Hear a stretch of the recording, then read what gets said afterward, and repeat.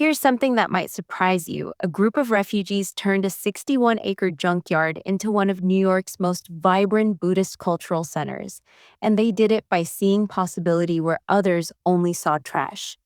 That transformation from junkyard to spiritual sanctuary is remarkable.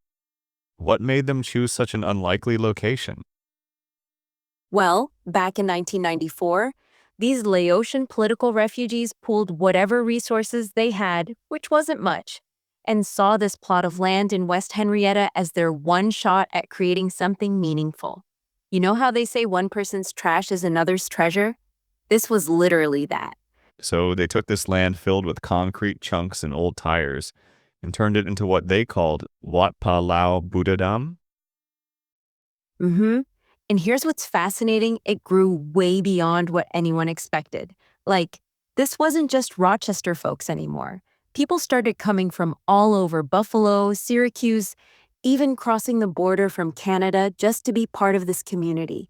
That kind of growth must have really tested their capacity. Oh, absolutely. And here's where the story gets really interesting. Right in the middle of COVID-19, like when everyone else was hitting pause, these incredible people decided to take their biggest leap yet. They broke ground on this massive new building called the Sala Hongdam Hall, That timing seems almost counterintuitive, launching a $1 million project during a global pandemic. right?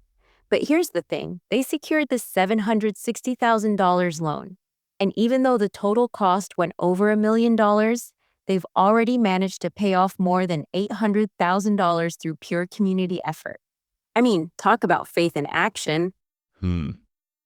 And they're still working to clear that remaining debt, aren't they? They've got this brilliant campaign called 1,000 Hearts, One Sacred Dream.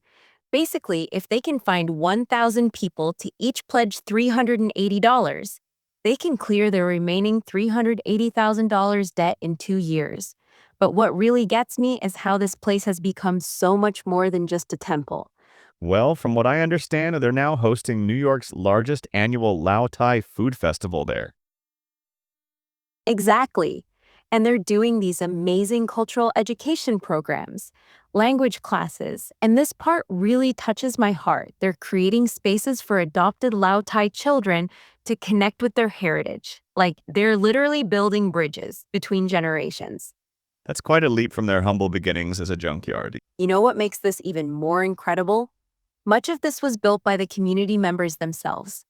These were people working their regular jobs all day, then coming to contribute their time and labor to this project.